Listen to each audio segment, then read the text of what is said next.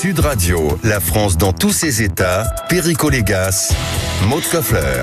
Une fusillade a fait 2 morts et plusieurs blessés hier dans le quartier des Moulins à Nice. Le parquet a ouvert une enquête pour assassinat en bande organisée et association de malfaiteurs. Le tireur est toujours recherché et les motifs restent encore flous. On en parle aujourd'hui avec Rudy Mana, délégué national UNSA Police. Bonjour Rudy Mana. Bonjour. Bonjour Rudy Mana, merci d'être avec nous en direct sur Sud Radio. L'actualité reste semblable à celle que nous avons connue ces derniers mois et ces dernières années sur la sécurité. Maud Koffler faisait allusion à la fusillade mortelle de Nice avec 2 morts. L'incendie criminel de Messine, là aussi 3 morts. Rudy Mana, c'est cette radio du Parlons Vrai. Je sais que vous représentez les forces de police et je sais que votre inquiétude et que votre exaspération, malgré votre réserve et votre retenue, est totale. Est-ce qu'on a basculé dans un état d'insécurité où les pouvoirs publics doivent avouer qu'ils n'ont pas les moyens, ne disposent pas ou ne se sont pas donné les moyens? Est-ce que monsieur Laurent Nunez, qui est toujours très habile à la Grande Mosquée de Paris, là, il est au-dessous de ses responsabilités face à cette situation, ou c'est une fatalité? Le monde est devenu comme ça. Les gangs narcotrafiquants sont devenus plus puissants que la police, donc faut faire du pansement, il faut essayer de limiter la casse. Est-ce qu'on en est là? Écoutez, moi, vous savez, j'étais le premier, Perico, à parler de mexicanisation de la France il y a 5 ou 6 ans. On m'avait pris pour un fou, on m'avait dit que j'étais extrémiste en tenant des propos comme celui-ci. Je me souviens très bien, Bruno Retailleau avait repris votre propos. Et il s'était fait lyncher aussi. Et ensuite, j'avais parlé de marseillisation des réseaux, c'est-à-dire qu'ils prenaient des techniques marseillaises pour semer la terreur dans ces réseaux. En l'occurrence, à Nice, il semblerait qu'il y ait une guerre entre des trafiquants niçois et la DZ Mafia qui veut récupérer des réseaux. Et il se passe ce drame absolu qui s'est passé hier, parce que là, on a affaire à un individu qui arrive en trottinette. J'ai vu des images, moi, sur les réseaux sociaux. Le gars est complètement décontracté, il tire 17 cartouches, il tue 2 personnes qui sembleraient innocentes parce qu'elles sont absolument pas connues des services de police.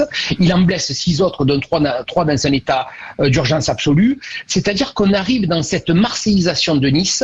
En l'occurrence, ce sont des réseaux, et effectivement, vous avez raison de le dire. Alors, ils prennent pas le pas sur les policiers, c'est pas le cas. Sauf qu'ils ont des moyens tellement gigantesques. Parce qu'il faut savoir, Perico, que ces trafics de stupes, ça rapporte des dizaines, voire des centaines de millions d'euros. Donc, ils ont des moyens gigantesques. Et moi, j'avais comparé la force des trafiquants de stupes aux policiers. Vous savez, et je reprends toujours en tant que bon Marseillais, l'équivalent du football. En fait, eux, ces mecs-là, ils jouent en Ligue des Champions.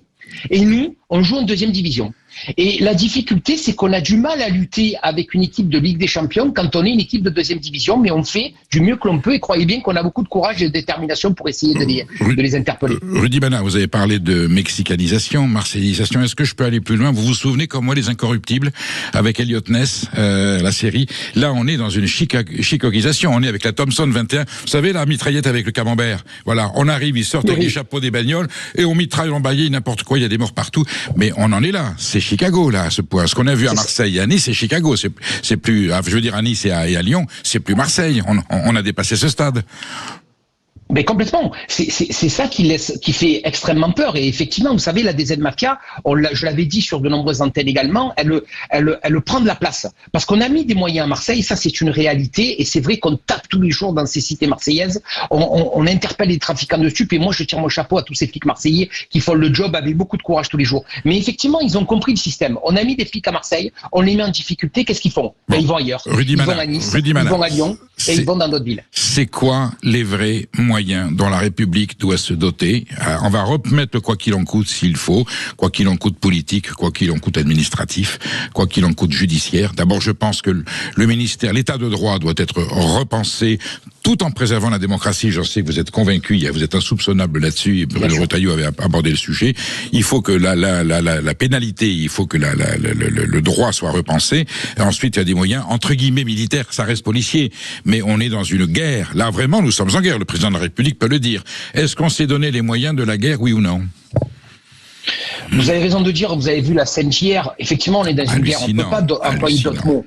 C'est une guerre. Un individu qui tire à 17 reprises sur des gens qui n'ont rien à voir, il rentre dans une cité, il fait un carnage. Donc on est effectivement dans une guerre. Et on a besoin effectivement de doter les policiers, les gendarmes de davantage encore de moyens, de davantage de moyens humains et de davantage de moyens législatifs. C'est-à-dire que à un moment donné, la procédure, elle est extrêmement compliquée. Mais elle est compliquée pour les policiers, elle est compliquée pour les magistrats. Elle est compliquée pour tout le monde. On a créé une usine à gaz de procédure pénale qui fait qu'aujourd'hui, ces mecs-là qui ont des centaines de millions d'euros, des dizaines de millions d'euros, ils prennent des avocats, des cadors du barreau, parce qu'ils prennent pas celui que je prends moi. Ils prennent des mecs qui vont payer à 40, 50, 60 000 euros. Voilà. Et ces mecs-là, ils voient tous les petits vices de procédure parce qu'il y a tellement de difficultés dans la procédure pénale qu'à un moment donné, quand vous prenez un cador, ils voient le vice de procédure. Et vous avez vu, ces derniers temps, on a vu quelques affaires où des mecs, ils ont été libérés parce qu'il y avait un vice de procédure. Donc tout ça, c'est une vision d'ensemble qu'on doit avoir. Franchement, on doit attaquer ce problème-là. Effectivement, on a mis quelques moyens.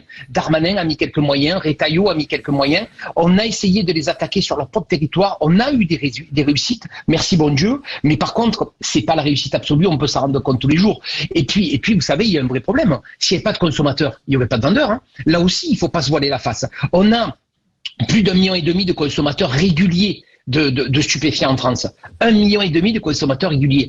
Vous savez quoi, ces consommateurs? On a créé l'amende forfaitaire délictuelle, il faut leur mettre le compte encore plus. Il faut les faire payer plus cher. Et il faut prendre l'argent là où ils ont, s'ils veulent pas payer, parce que malheureusement, on n'arrive pas à tous les faire payer, à peu près 35% des amendes. Il faut qu'on leur tape aussi dans le portefeuille et qu'ils comprennent que d'acheter des stupéfiants à des réseaux comme ça provoque ce qui s'est passé hier à Nice, avec 2 personnes qui ont été tuées et 6 blessés. Rudy Mana, sans appliquer la méthode Bukele au Salvador qui porte ses fruits, on a des reportages qui confirment, alors là c'est tolérance zéro appliquée à la lettre, une population totalement solidaire, et Dieu sait s'il y a des entraves, évidemment il y a des entraves à la liberté publique, quand on voit ces gamins qui sont en prison à vie, voilà, mais j'allais dire le crime a été éradiqué. Entre ça et ce qu'on a aujourd'hui, il y a un juste milieu.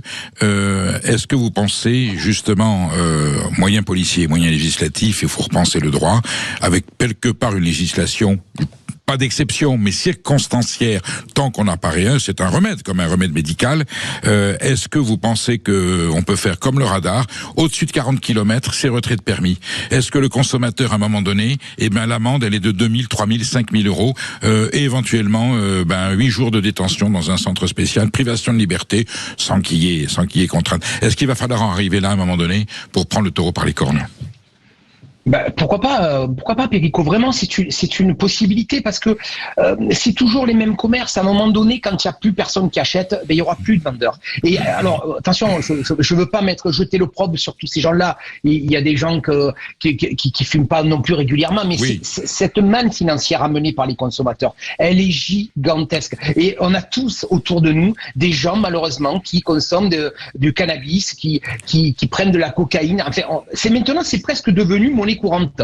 Non mais moi je trouve que c'est absolument dramatique de voir ça. Donc on doit leur taper sur la couenne, on doit leur prendre l'argent, effectivement, vous avez raison, pourquoi pas créer une peine courte de prison, peut-être pas 8 jours, mais 2-3 jours de privation de liberté, et leur mettre des amendes qu'ils seront dans l'obligation de payer, sous peine de plus leur donner. Donc vous savez, on a beaucoup de droits en France aussi, on a beaucoup de droits sociaux, et bien peut-être que si vous payez pas l'amende, les droits sociaux, on vous les suspend pendant 3 mois, le temps de se rembourser l'amende, parce que vous avez fait une connerie, vous avez acheté du cannabis et vous avez été interpellé par la police. Moi je crois qu'il faut vraiment être beaucoup plus dur avec ces consommateurs également, même si ça ne lève pas la responsabilité absolue des trafiquants de stupes, c'est eux les pires. Mais à un moment donné, les consommateurs, ils doivent comprendre que s'il y a tout ce sang dans toutes les cités de France et dans toutes les rues de France, c'est aussi à cause d'eux.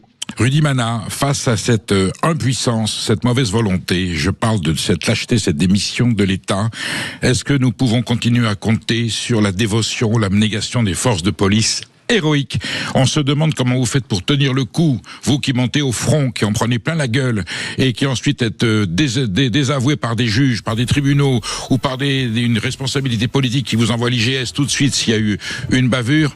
Voilà. Est-ce qu'on peut compter sur la dévotion républicaine de la police française, que nos citoyens peuvent dormir? C'est vous qui allez vous sacrifier à la place de la classe politique. On en est là ou non?